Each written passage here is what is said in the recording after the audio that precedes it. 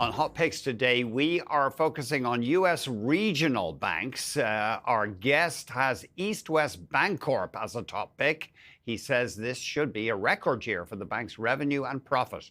We're joined by Alexander Yokum, Senior VP and in Equity Research at CFRA. Alexander, thanks very much indeed for joining us. Remind us, where are East West Bancorp located? Why do you like the look of the stock?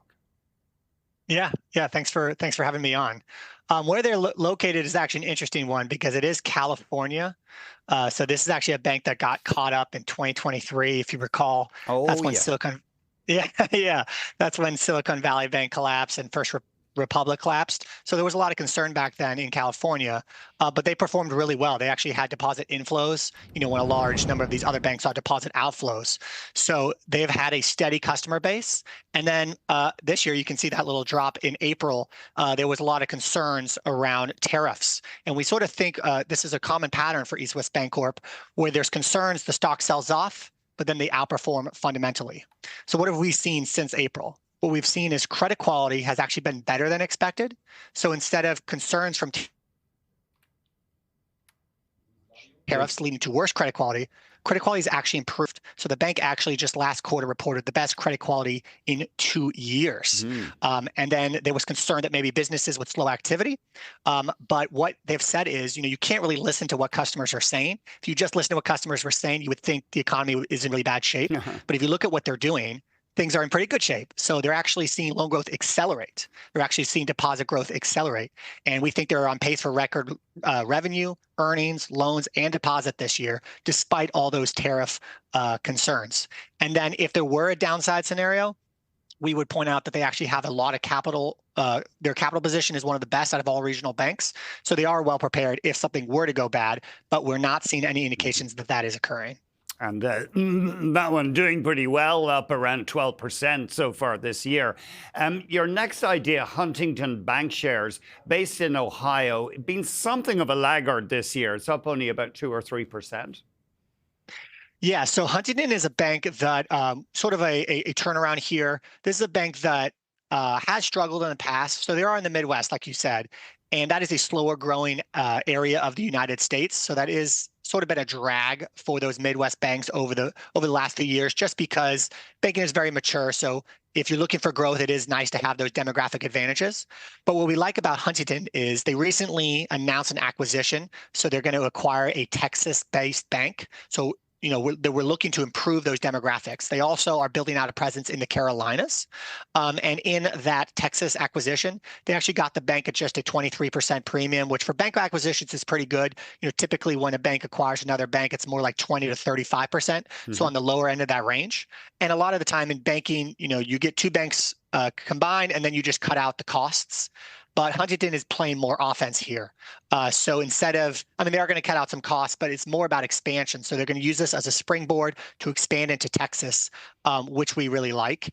And again, on tariffs, there were some concerns there. But if you actually look at the results, their loans and deposits have been rising throughout tariffs, and their credit quality is improving. So what we think is going to happen here in Q3 earnings in just a couple of weeks here is that they're going to increase their guidance. So despite tariffs, we actually think they're going to improve their results for this year coming up, which we're quite optimistic on.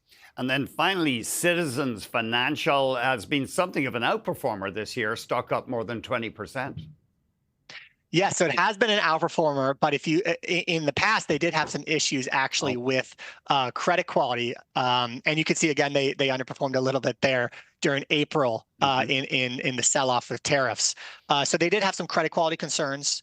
And we actually wrote a piece last year about how they were the biggest loser in the 2024 stress test. So this is a name previously we were not necessarily optimistic on, but we think they've turned around and are now on the pace for positive things. So on terms of capital, they did perform badly in last year's stress test, but we think they've been reducing their commercial real estate exposure and their credit quality has been improving. So if we look at next year, we think they're really well primed for a significant reduction in their capital levels. And what that should do is that should give them a lot of excess capital to lean into loan growth and then also potentially increase in share buybacks, which we think is positive. Another thing I would say on them is they They're a little bit unique. So they're going into a high net worth wealth. So they're actually picking up where First Republic failed. They're hiring some of those bankers and copying parts of that bank. So we're actually pretty positive on that because First Republic did not fail because of their wealth. They failed because they had a large portion of uninsured deposits. Citizens does not have that issue. They have well over 50% of their deposits insured. And what we see with this private bank is it's benefiting loan and deposit growth. And so what we're seeing is earnings from that private bank 2 years ago were negative. Last year were about flat. This year we think we'll add about 5% to Citizens, and then going forward we could see 10% plus added to Citizens. So it's sort of a bank that has a unique driver in a world where a lot of regional banks are somewhat similar. They have that unique aspect with that private bank, which we really like. And as you said, with the stock price this year, they are starting to receive some benefit, but we think they can have more benefit going forward, especially when they perform well, we think, in next year's stress test. Alexander, thank you very much. He gave us 3 fresh ideas there. Really appreciate it. Alexander Yokum, there's another look at the stocks he likes the look of: East West, Huntington, and Citizens Financial.